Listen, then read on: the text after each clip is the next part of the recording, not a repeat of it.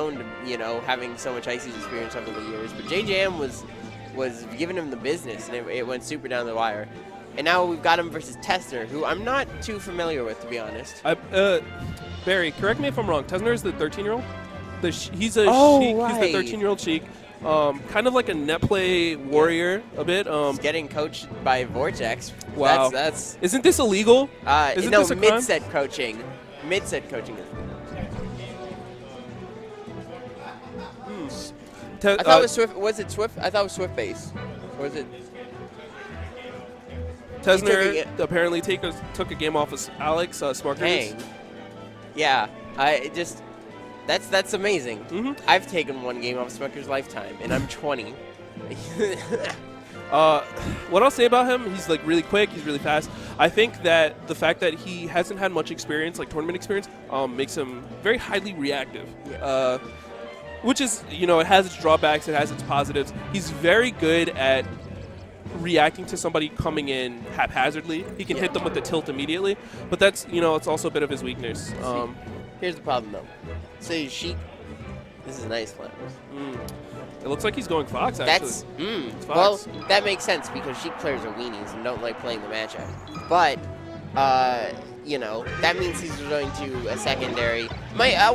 Let's see how it plays out because a lot of people have very strong counter picks in this matchup because it is very different than the other characters in the game. But if it's all you're focusing on, you can develop these tools, or you can just get wobbled. That can happen. Yeah, I think he's trying to play the matchup so far very what I call like the standard Fox in this matchup, where it's like you try to camp platforms, you try to hit them with shines, separate them, and then punish from there. That's what it looks like almost immediately so far.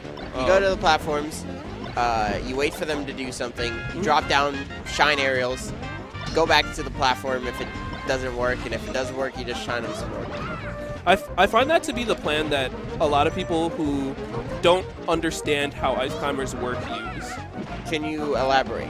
So I feel like when people actually understand ice climbers, they tend to fight them more on the ground than running away to platforms. I know that like Ices are really weak on platforms, but they're also pretty good at calling those things out. They have the tools for it, like up air, back air if it's placed correctly. Even like some edge canceled dares, are like decent sometimes. So Ices do have tools to deal with that kind of like campy meta. We're seeing it come out of JJM a little bit. He's doing the nanopult blizzards. He's doing lots of jumps. He's like covering the air. And what I like to do with that is versus that is like just kind of fight Ices on the ground personally. It just comes down to being confident in your tech skill and your own choices, and also being able to react to Ices in these shield pressure situations, because once you lock them down like that, even more than other characters, they are very, very limited in their options. And a lot of times what happens is that even though they're limited, players who are playing against Ices, when they hit Icy Shield, they get scared and they do a panic option. And that's what leads to them getting wobbles in situations where really there's no need to, because you can just react to their spot dodge or their shield grab or anything like that. Exactly. And like when Ices like roll or spot dodge, you have even more time to kind of punish it than most characters, especially as a Fox. Like because of the 5 or 6 frames that Nana takes to like react after you do something. After she rolls, she's usually pretty open. She doesn't open up her shield longer than Popo, so you can even split them up with a run and shine after you see a roll or a spot dodge. Yep. Most Ices off of a roll try to like do a blizzard. You can just hit that, man. Run up shine is so good. It's so good. You can't because you basically have to make a read, because Ices moves are so committal, to try and put out a hitbox to stop them from running in, and then once they're in, they just shine, and it's either they hit you and they send you so far off, or it hits your shield and they can just jump right out or do a safe aerial on. It's ridiculous. I think people also don't understand how Ices like shield works, generally speaking. Yeah. Like if you hit them one after the other, you have a different lag. But if you hit them both at the same time, there's the same amount of lag. You have to like be cognizant of those kind of things too. It's just about. I think it's intimidating because that might be getting called. You have two. When you're in a chaos situation, you're up close pressuring them. there are 3 different character models you're looking at instead of 2, and I think that by itself just kind of is this instinctual like panic thing. It's the same reason people get flustered in doubles, because they're like, I don't understand what's going on. But if you just stop and like get the experience and like recognize these situations, you can become more confident in what you're doing.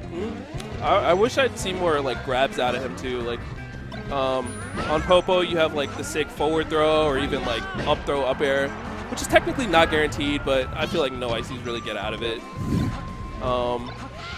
And if you grab Nana, you can down throw. You can use that kind of invincibility to stay safe from Popo.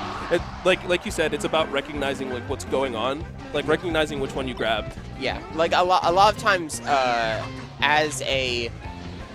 what I'll try and do is through various, just like desyncs or just general positioning, I'll try and put Nana a little bit in front.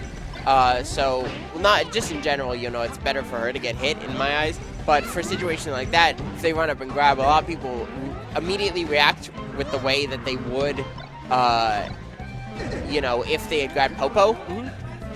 And then, okay. Sorry guys, I gotta set. Catch you later. Catch you later, dude. All right, and sorry, what I was saying is that I'll put Nana a little bit in front because people will react like immediately with their throws as if they had got Popo, because that's what they're hoping for.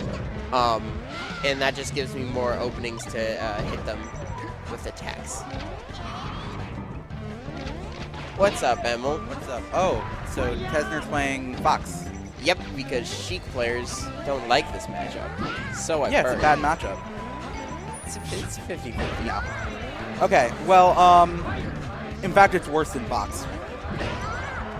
Worse than Fox 4 Sheik? Yeah. I don't believe that. Oh, well, you're wrong.